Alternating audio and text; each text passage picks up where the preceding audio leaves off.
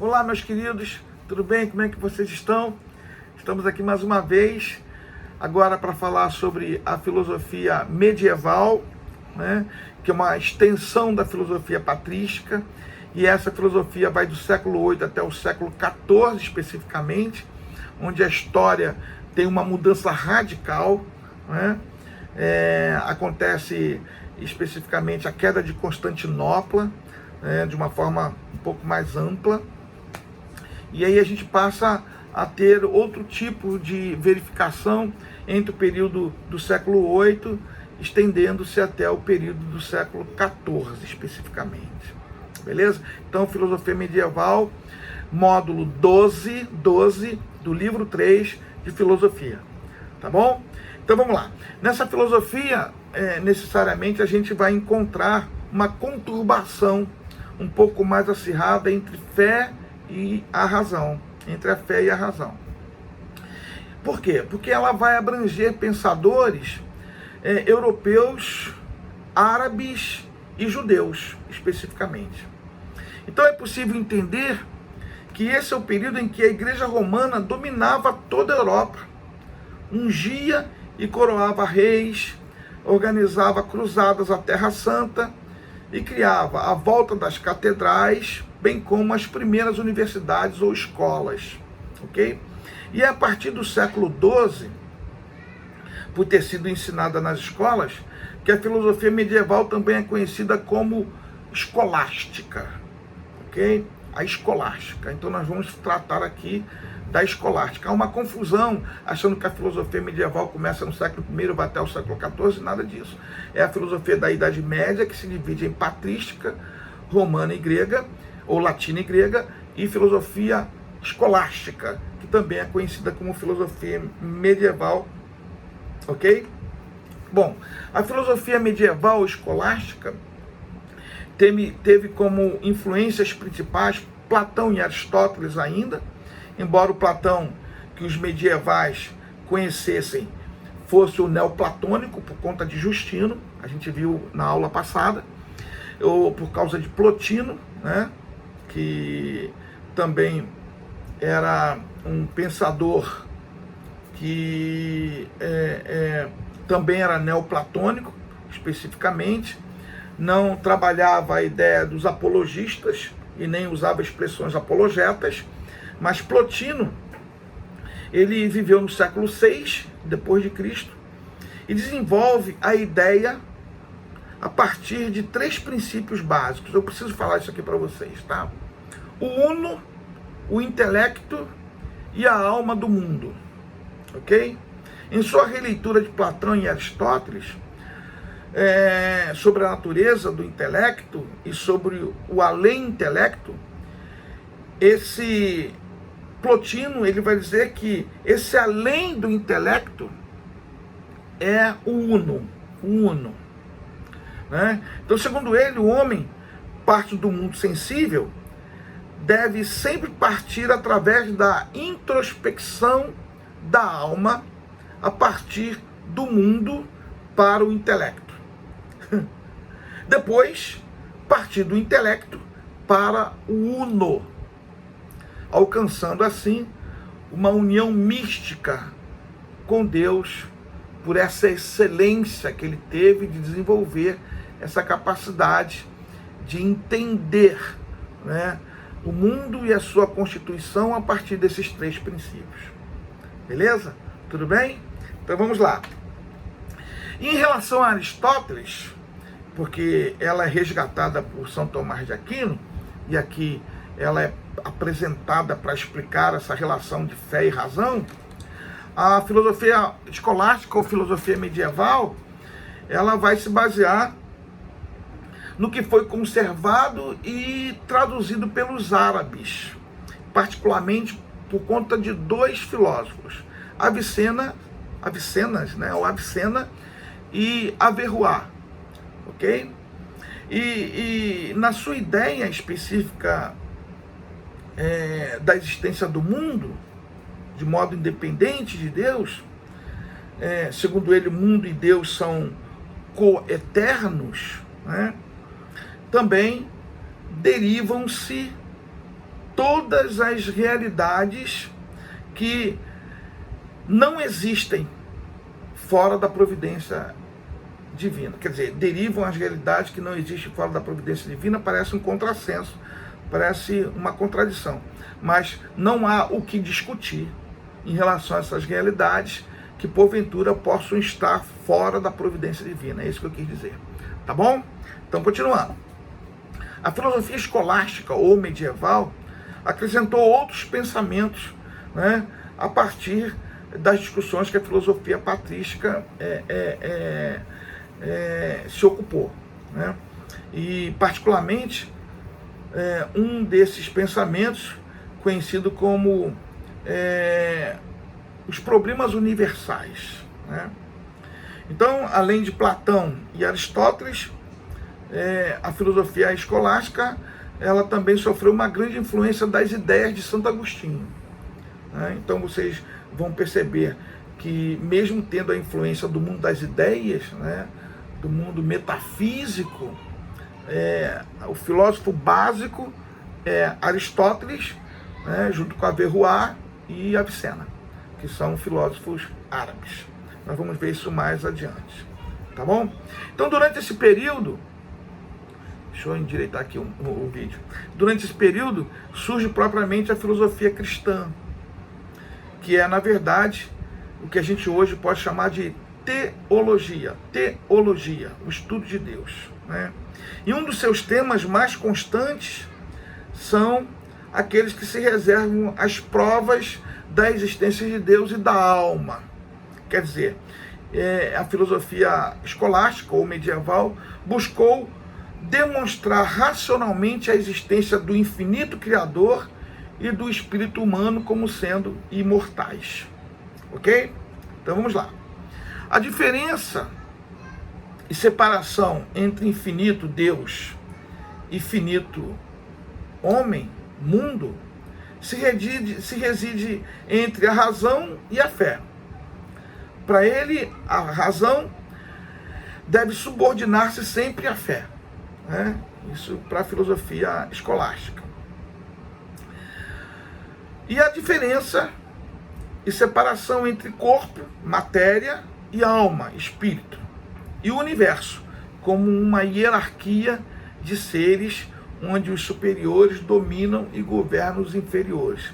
E aí, os seres superiores, Deus, arcanjos, anjos e alma. E os seres inferiores, corpo, animais, vegetais e minerais. E assim, queridos, vai se estabelecendo a subordinação do poder temporal dos reis e barões ao poder espiritual de papas e bispos.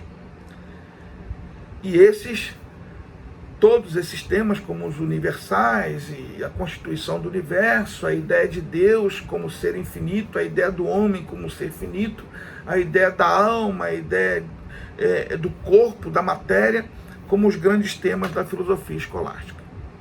Outra característica marcante da escolástica foi o método por ela inventado para expor as ideias filosóficas conhecidas como disputa. A disputa apresentava-se como uma tese, e essa tese devia ser ou não refutada ou defendida por argumentos tirados da Bíblia, ou tirados de Aristóteles, ou tirados de Platão, ou de outros padres da igreja. Então, sempre se apresentava uma tese, e essa tese deveria trazer, na sua forma organizada, elementos que pudessem carregar a reboque as reflexões desses pensadores, bem como as referências bíblicas e as prerrogativas teológicas dos padres da igreja. Beleza? Assim, queridos, uma ideia só poderia ser considerada uma tese verdadeira ou falsa ao depender da força e da qualidade dos argumentos encontrados nos vários autores que eu acabei de citar. E por causa desse método de disputa, né, teses, refutações, defesas, respostas, conclusões baseadas em escritos de outros autores, costumava-se dizer que a Idade Média, ou que na Idade Média, costumava-se dizer que na Idade Média o pensamento estava sempre subordinado ao princípio da autoridade. Isto é, uma ideia seria considerada verdadeira se ela fosse baseada nos argumentos de uma autoridade reconhecida. E quais eram as autoridades reconhecidas? A Bíblia, Platão, Aristóteles, o Papa ou um dos santos que a igreja havia beatificado. Beleza, pessoal? Então vamos lá. Os teólogos, agora não mais filósofos, né? Os teólogos medievais mais importantes e que contribuíram e até hoje são lidos por muita gente foram Abelardo. Eu quero confessar que eu usei 2 desses pensadores medievais na minha dissertação de mestrado em 2002, né? Foi Abelardo e Guilherme de Ockham, ou William de Ockham. Usei esses 2 pensadores para poder fundamentar os meus argumentos sobre produção de conhecimento. Temos Santo Anselmo, São Tomás de Aquino, Santo Alberto Magno, Roger Bacon, São Boaventura, e do lado árabe a gente tem Avicena, Averroá, Alfarabi, Al-Ghazali, e do lado judaico a gente tem Maimônides. Eu até tenho um livro aqui, queria mostrar para vocês, né? Eita! Desculpa, caiu aqui. Eu queria mostrar para vocês, ó, Maimônides é um pensador, um filósofo judaico. Belíssimo esse livro, eu li e fiquei impressionado com os escritos dele. Ok? Desculpa aí o barulho. Tá bom, pessoal? Então vamos lá. Continuando. Ok? Bom, nós vamos nos pautar em São Tomás de Aquino. Deixa eu botar aqui porque está caindo aqui. Esses imprevistos acontecem. Desculpa aí, pessoal. Tá bom? Mil desculpas. Bom, nós vamos nos pautar em São Tomás de Aquino, porque ele vai discordar, literalmente, da filosofia árabe. E também vai discordar da metafísica de Santo Agostinho, que se pautava em Platão. Ele vai resgatar a filosofia aristotélica. Ok? E a partir desse resgate, a gente começa a perceber que para ele, para Agostinho, é a partir dos sentidos que surge a possibilidade de se chegar ao conhecimento da existência de Deus. Isso é genial, ok? Ele sabe da importância da fé, mas para ele, Deus é uma verdade assumida por certezas evidentes e é maior do que a própria razão. Segundo Agostinho, por conta disso, é impossível de ser alcançado por meio do pensamento. Genial. E por quê? Porque a experiência em relação à existência de Deus é pessoal. Ela não pode se universalizar. E aí a gente entende porque existem certas pessoas que têm uma compreensão de Deus diferente de outras pessoas. Vou usar um termo aqui, me perdoe, né? Dentro da visão bíblica, a gente pode encontrar na biografia de Jesus e em outras biografias, como Deus se revela para uns e se revela de uma forma diferente para outros. Então ele traz esse pensamento de uma forma assim, balsâmica, né? Para essas inquietações que às vezes nós temos dentro de nós, tentar entender a ideia tentar entender Deus na sua totalidade. Ele acreditava, pessoal, que a evidência não se apresentaria de forma clara para todos. Todavia, a prova evidente disso é todo o universo de discussão que se coloca à sua volta, o que torna a existência de Deus um conceito filosófico a ser debatido. E mais do que isso, ele diz que o conceito de Deus se torna uma necessidade real para a manutenção da própria fé. Beleza? Então ele consegue dizer o seguinte: a fé tem um campo vasto para se dedicar e produzir conhecimento através da sua instrumentalidade.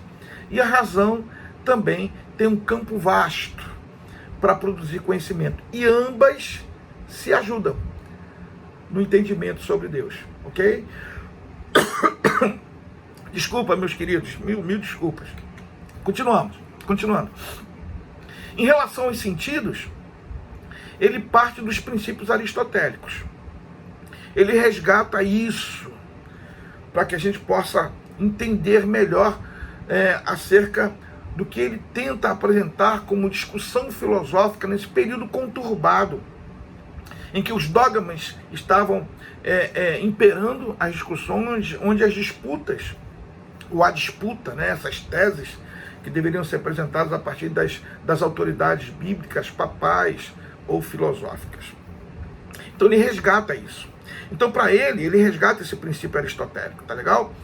Não que Aristóteles defendia a fé, nada disso, mas a ideia de entender que existe, Aristóteles diz isso na sua metafísica, existe uma força superior indecifrável. E ele sabe que essa força sustenta todas as coisas. Aristóteles diz isso, ok? Mas na sua metafísica. Mas vamos lá para o Santo Agostinho, para São Tomás de Aquino. Para ele, o conhecimento tem origem nos sentidos, ou seja, para ele só é possível desenvolver a intelectualidade a partir dos sentidos. No entanto, uma pessoa, para ele, não nasce com conhecimento anterior, não tem conhecimento anterior à experiência, mas tem esse ser a capacidade de obtê-lo, beleza? Obter esse conhecimento. No entanto, segundo São Tomás de Aquino, o intelecto possui dupla função. Ok? Vamos lá. Retirar as qualidades sensíveis das coisas, e transformá-las em conceito. Essa é a dupla função. Ok? Que ele diz que o intelecto tem. Retirar as qualidades sensíveis das coisas e transformá-las em conceitos. Em relação a Deus, São Tomás de Aquino vai dividir essa ideia sobre Deus em duas ordens possíveis. Isso em relação ao que tange ao seu caráter de verdade. Tá legal? Para ele, as primeiras verdades são aquelas acessíveis ao conhecimento natural e que chegam ao indivíduo a partir dos sentidos. E a segunda são aquelas verdades que ultrapassam as capacidades naturais e a própria razão. E essas só podem ser alcançadas em uma busca racional, sendo então verdades reveladas. Ou seja, eu tenho uma capacidade de entender que aonde a minha razão não consegue chegar para conceituar uma determinada realidade, a fé surge como um elemento capaz de me dar conhecimento que a razão foi incapaz de dar. Essa é a ideia dele, beleza? E nesse sentido, ele entende que o conhecimento sobre Deus é o mais alto e valoroso ponto de todos os conhecimentos humanos. Porque a razão vem conduzindo o homem num determinado caminho e chega um momento em que ela não vê saída. E aí a fé vem e conduz o homem a um conhecimento pleno de toda a criação. Beleza? E aí ele vai dizer que existem 5 vias para que a gente possa chegar a esse conhecimento pleno e valoroso, esse conhecimento quase que perfeito de toda a criação e de todo esse universo, né? Esses princípios universais, de todos esses princípios universais, né? E aí tem 5 vias apresentadas por Platão, que são, na verdade, inspirações a partir da metafísica aristotélica, né? Então essas 5 vias, segundo São Tomás de Aquino, podem nos levar ao conhecimento de Deus. A primeira via é a via do movimento. E aí eu vou bem devagar, tá bom? Para vocês entenderem. Em princípio, segundo ele, pela via do movimento, faz-se necessário entender que o movimento é um fato. O movimento é um fato.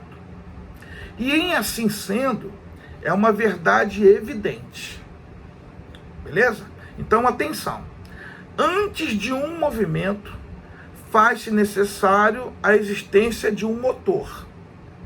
Ou seja, segundo Aquino, para que algo se movimente, é preciso ou é necessário um ente que atue sobre ele, transformando sua potência, que é a possibilidade de movimento, em ato, que é o movimento em si. Beleza?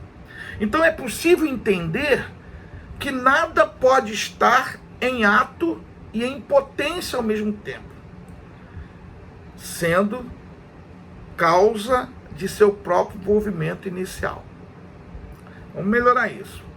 Para Aquino, para São Tomás de Aquino, o motor precisa ser imóvel.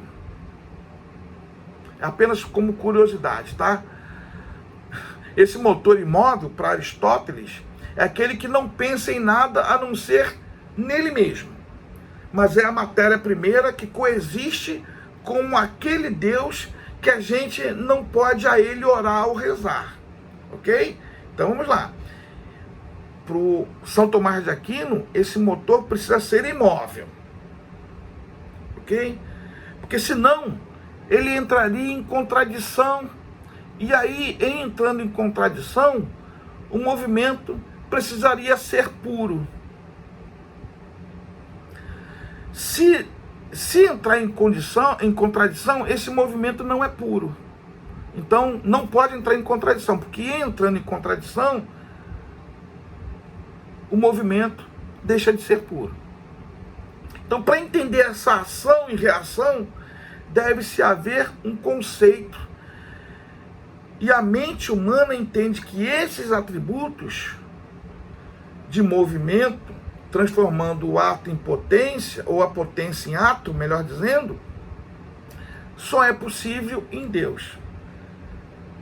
Daí, então, deve-se entender que em Aristóteles são 6 tipos de movimento em 4 categorias. Mas em Aquino, a ideia de movimento é a seguinte: nada pode ser causa de si mesmo. Pegaram? Nada pode ser causa de si mesmo. Eu não posso ser a causa da minha existência. Pegaram? Essa caneta não existiu por si. Eu não existi por mim mesmo. Então, nada é causa de si mesmo. É um princípio aristotélico. Beleza, pessoal? Ok? Vamos lá, então, entender ainda essa ideia do movimento. Então, vamos entender o movimento. Se a natureza é o princípio intrínseco de movimento e repouso, essa é a ideia de natureza em Aristóteles, guardem, natureza em Aristóteles é o princípio intrínseco de movimento e repouso. De onde vem a natureza, né?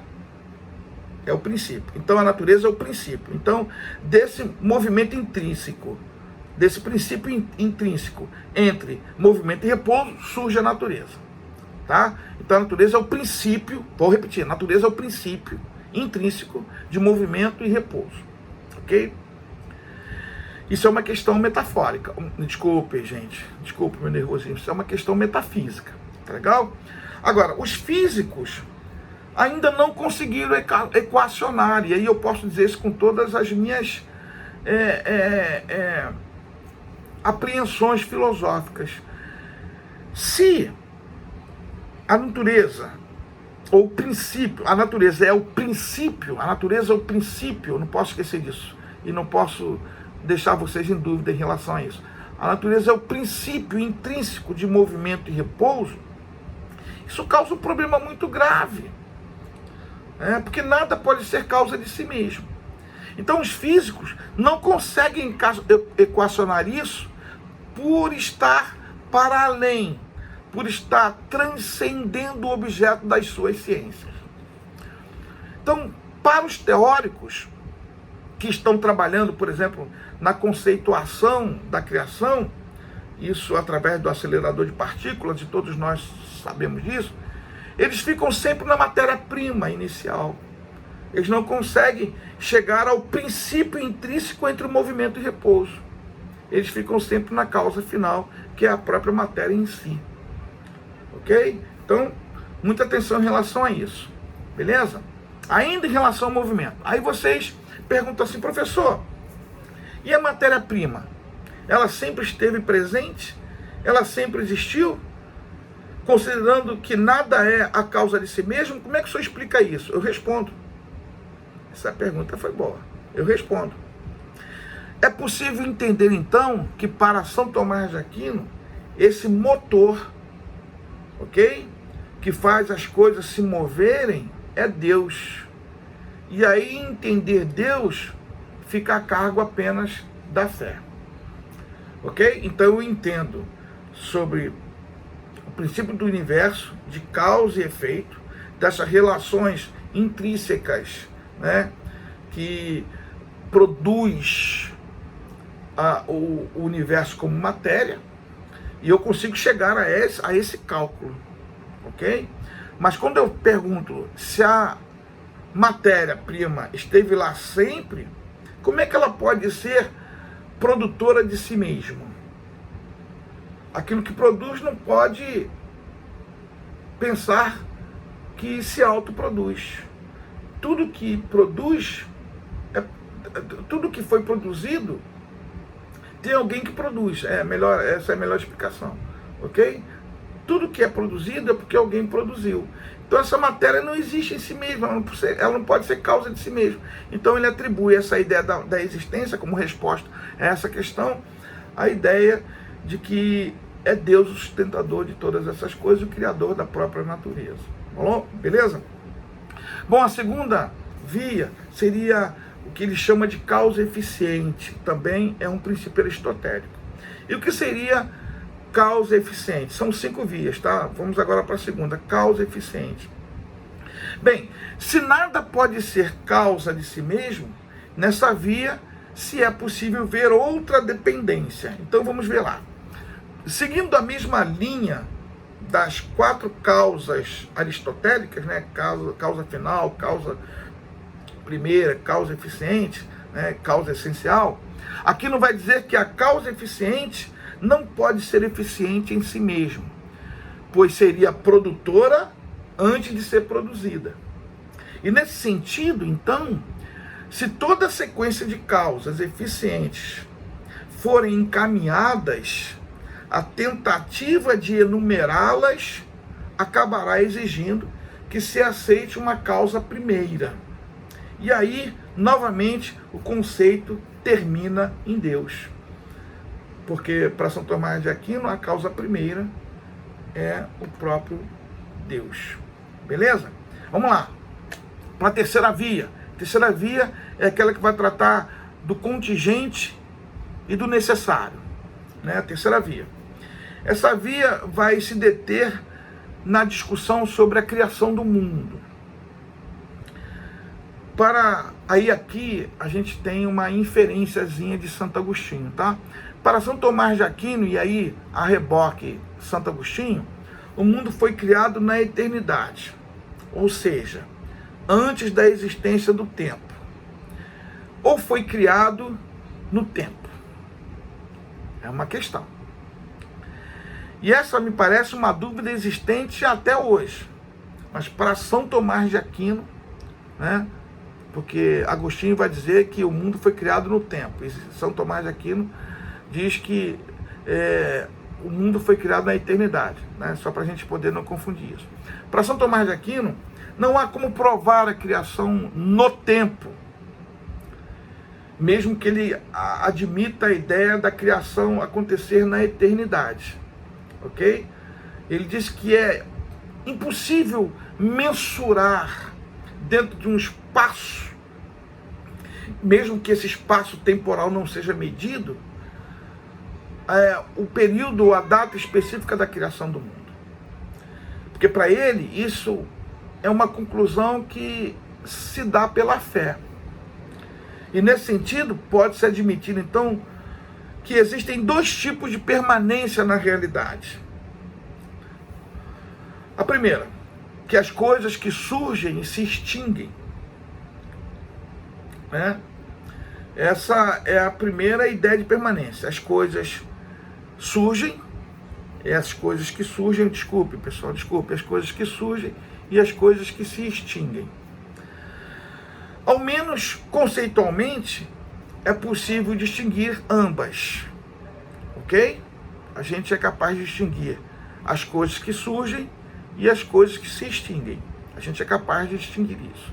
No entanto, tudo aquilo que passou a existir não existe por si mesmo, sendo, portanto, criada. Esse pensamento conduz a uma outra lógica. Então vamos lá. Ora, se só existem seres contingentes, nada existiria. O que são seres contingentes? São os seres produzidos no mundo das ideias. Ok? Aí tem a interferência do Platão. Quer dizer, é preciso entender que há necessidade de existirem seres necessários. Então tem de existir, para além do conceito de contingência, os seres necessários. Quer dizer, é preciso a existência de um ser cujas existências e essências sejam simultâneas.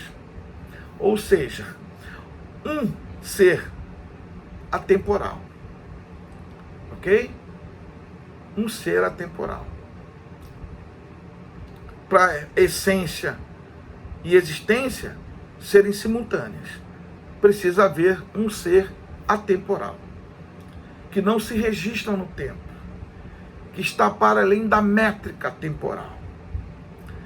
E a resposta que São Tomás de Aquino dá a essa questão também vai desembocar-se em Deus. Ok? Vamos lá para a quarta via. É a via dos graus de perfeição.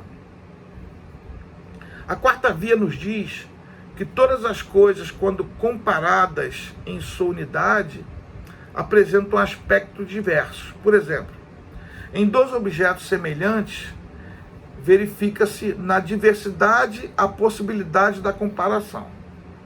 Então, atenção. Ainda que nessa comparação não haja parâmetro máximo, ele se anuncia. O parâmetro máximo se anuncia. Então vamos lá. Existem dois prédios de alturas diversas. Sabe-se qual é o mais alto e conhecem-se alturas superiores a esses dois prédios que eu estou usando para comparar a altura de um com o outro. Então, nesse sentido, segundo Agostinho, é possível criar conceitualmente a ideia de que existe algo que seja extremamente alto, o objeto mais alto possível. E aí, quando se associa essa ideia a conceitos mais específicos, como perfeição, verdade e beleza, parece que mesmo sendo os conceitos extrapolados pelo sujeito que faz a comparação, mesmo assim, não há possibilidade do perfeito aparecer. Beleza? Então, quando eu faço comparação em beleza, existe uma pessoa mais linda do que a outra. Mas entre essa comparação, não há possibilidade do perfeito aparecer, mesmo que eu perceba que um sendo mais bonito do que o outro, essa beleza que esse tem pode ser superada por uma outra beleza. É isso que ele está tentando dizer. Tá bom? Então, eu sei, na minha concepção racional, que essa comparação é uma comparação que me exige um conceito de beleza que é perfeito, que não pode ser usado como elemento comparativo dessas duas belezas que eu estou apresentando. Tudo bem? Esse ser extraordinariamente belo, o alto, pelo conceito buscado, não existe fora de Deus. Segundo Aquino, ele é a perfeição. Beleza? Tudo bem? Então vamos lá. A quinta via é a via das coisas, né, ou do governo das coisas e da ordem. Essa quinta via, em princípio, nos faz entender que existe uma ordem. As coisas, né, ou tudo que existe dentro de uma ordem. Mesmo depois que São Tomás de Aquino apresente essa discussão, é possível entender o que a física moderna nos diz. sobre a existência desses princípios universais que geram relações materiais. Então é possível entender que existe uma ordem e uma harmonia nas relações. Nesse sentido, para Aquino, se a ciência deseja pensar o mundo ordenado, é necessário pensar que alguém o ordenou. Beleza? E segundo São Tomás de Aquino, esse alguém é Deus. Beleza? Eu vou usar um exemplo que no livro didático de vocês, esse exemplo se expressa. Ele diz que existe uma caixa grande e dentro dessa caixa há um quebra-cabeças. Tá? E aí você desmancha o quebra-cabeça, coisa e tal, e depois de brincar, guarda-o completamente desmontado dentro da caixa. Aí no dia seguinte, você vai lá e abre a caixa do quebra-cabeça. Quando você olha, o quebra-cabeça está montado. Então, segundo São Tomás aqui, no segundo exemplo, para esse quebra-cabeça ter sido montado ordenadamente, com as peças que compõem a totalidade desse quebra-cabeça, alguém teve que abrir a caixa e montar esse quebra-cabeça.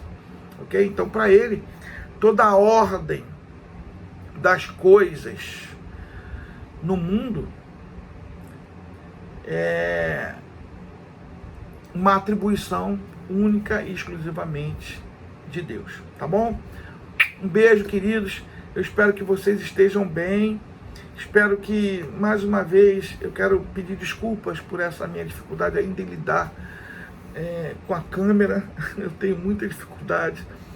E eu tenho tanta dificuldade que, às vezes, as expressões, a ordem do meu pensamento falha, e eu tenho dificuldade de falar. É muito difícil quando eu chego no ambiente e começo me dando com as pessoas, eu me sinto mais à vontade. Aqui na câmera fica muito mais difícil. Então me perdoe por qualquer gafe, qualquer dificuldade, e espero de uma forma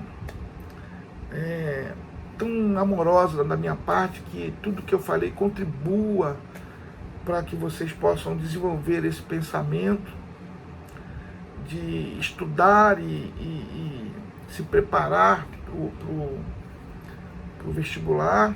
Então estudem e se preparem para o vestibular, para o Enem. Também desejo que vocês estejam bem de saúde. Espero que os pais de vocês estejam bem. Espero que os avós de vocês também estejam bem. Espero que vocês estejam com saudades de mim. Porque eu estou com muita saudade de vocês, muito. Das nossas brincadeiras, das nossas falas, daqueles exemplos assim, vocês já perceberam, né?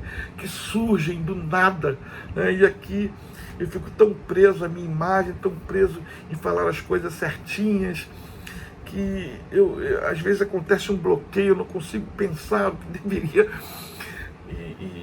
mas me permitam essa minha humanidade se manifestar, tá bom? Que vocês tenham uma semana de estudos abençoada, que vocês agradeçam sempre pela saúde, pela família, por vocês estarem bem, e pela nossa escola, que tem apresentado um esforço assim digno de todo aplauso, de toda exaltação, de toda admiração, essa forma impulsionante que a direção e todos os coordenadores, todos os professores, o pessoal da mídia tem feito, né, para que a gente possa chegar até vocês. Enfim, gente boa, eu estou muito feliz por poder estar aqui, poder participar com vocês dessa oportunidade, em agradecimento a Deus. Então, mais uma vez eu peço desculpas, né? Continue me amando, espero retornar o mais breve possível, e qualquer coisa mande lá pro Zap, manda lá no grupo, né? tem um grupo do terceiro ano lá, manda lá, professor, estou com uma dúvida aqui, uma dúvida colar, e eu vou tentar de alguma forma ajudar vocês com um pouco mais de liberdade longe da câmera, tá bom? Grande beijo, saudades, se cuidem, fiquem com Deus, tá bom, queridos? Beijo.